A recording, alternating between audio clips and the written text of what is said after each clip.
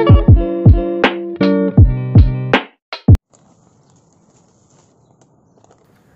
guys, this is Angel Nissy and welcome to Angie's Artwork.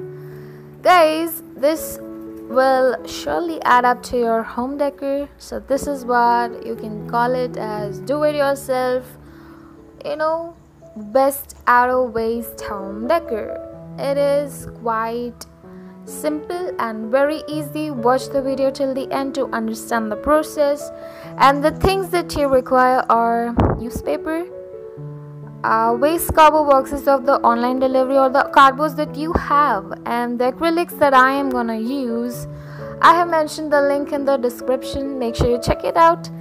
And now let's begin. Before that, if you're first time watching my video, make sure you check out my other videos and do subscribe to not miss any of my artworks.